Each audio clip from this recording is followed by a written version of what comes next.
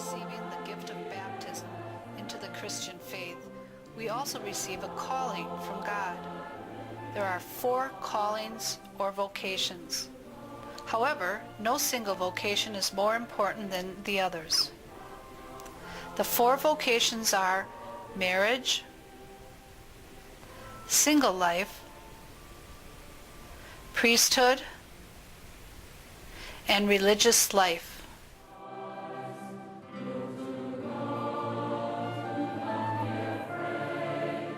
We would like to share vocation stories of a few of our sisters of Mother of God Monastery.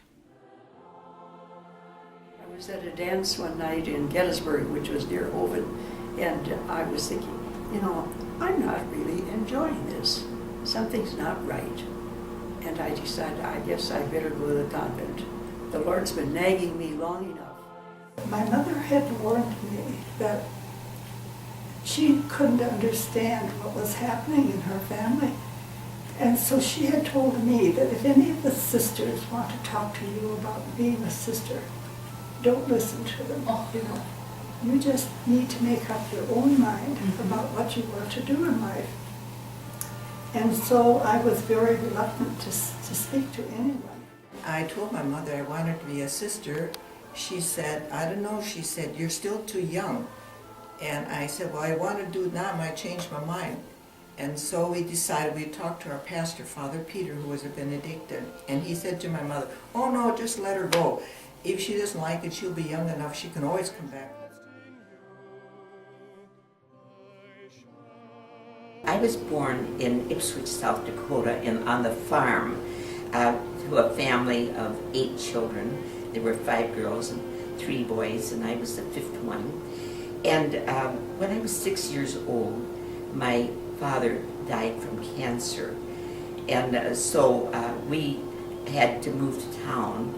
And from there on, I got to go to a Catholic school in Ipswich. And so when I was in the 8th grade, Sister Rosemary Bierschbach, the first prioress of this community, was my teacher. And she asked me, when I was in the 8th grade toward graduation, if I ever thought of being a sister. I told her I thought of it, but I just didn't think it would ever happen. And she encouraged me, and my mother would be happy. And so Sister Rosemary wrote to Mother Jerome in Yankton, and she accepted me. So at age 13, I went to the convent. I was born on a farm near Oven, South Dakota. My parents were Rudy and Marion Giese, and I have one brother, Dean, who died about 2 years ago, so I'm the only one left in the family. I wear usually a ring around my neck, a thing around my neck. My finger got too big for my profession ring, so I put it on a chain, and I put my mother's family name ring on there. So this represents both my religious family and my biological family hanging around my neck. Prayer was very, very important. I grew up on a farm, so there were all kinds of chores to do all the time. But one thing I remember the most about our family as a child growing up was the daily family rosary. Every night we said the family rosary in German, and we each used a chair, but we had to kneel up perfectly straight and no sitting on the feet either or heels. It was announced straight. And then in the morning, we always said our morning prayer together, and we were all lined up according to age, and my mother stood there and watched, and then she blessed us. So that's how our day began. It would be a Benedictine or a Franciscan, because on my mother's side, she was a Franciscan, and on my father's side, she was a Benedictine. So I had 2 aunts. Where was I going to go? But because of reason of homesickness and so forth, they thought it would be better if I went to Benedictine convent. I entered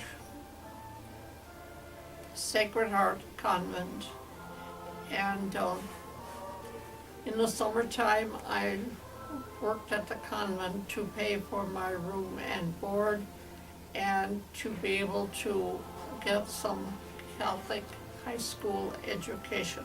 In high school, I was elected for the All-State, South Dakota All-State softball team.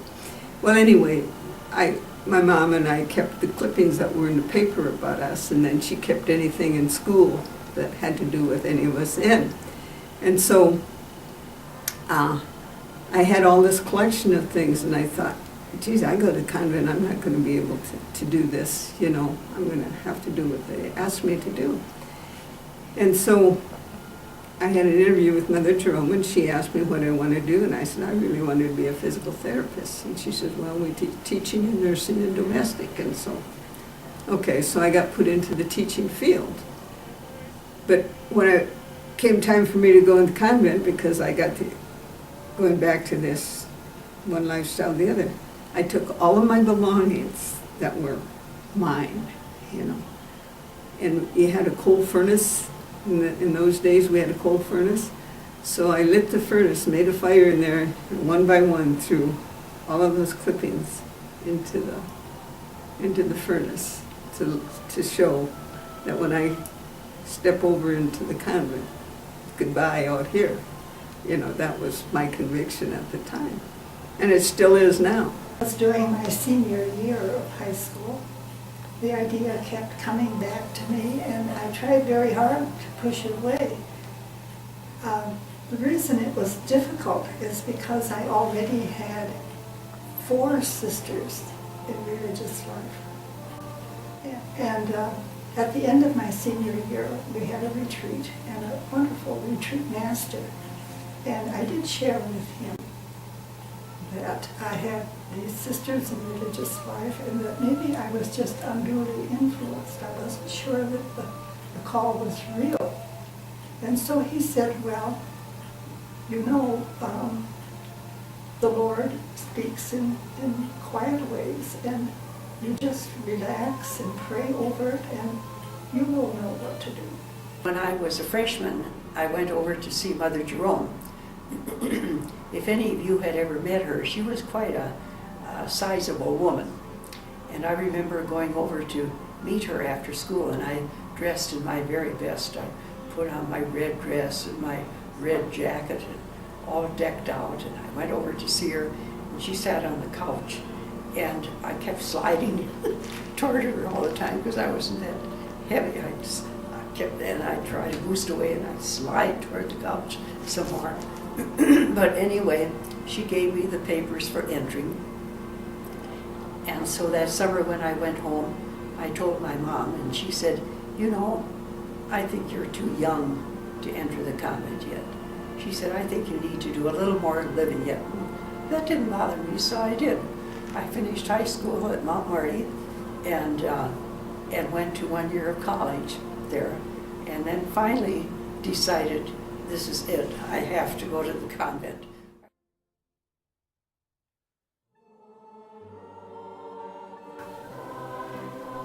I think we need to rely so much on our Holy Father as our guide and the example that he gives us day after day, and how he cares for all the people of the world, regardless of what country they are in.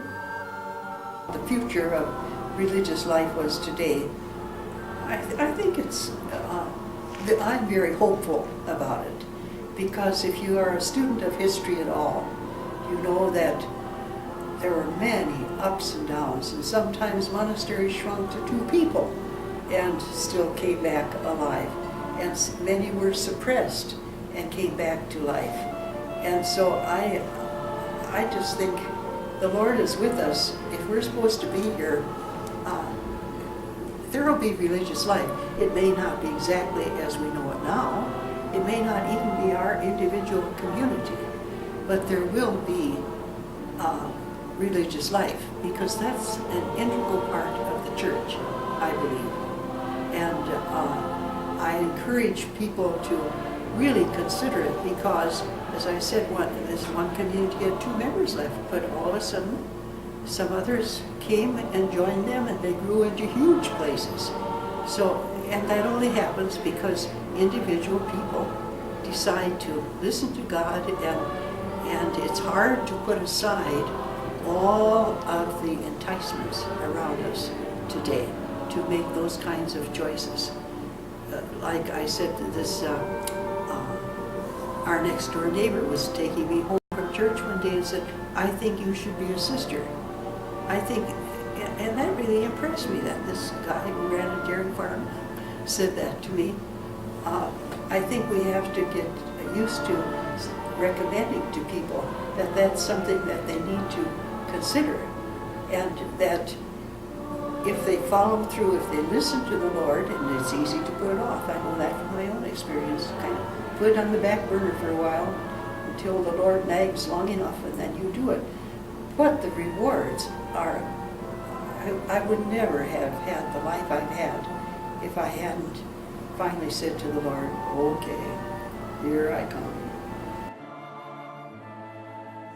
Please help pray for Vocations to Mother of God Monastery and to all people answering God's call.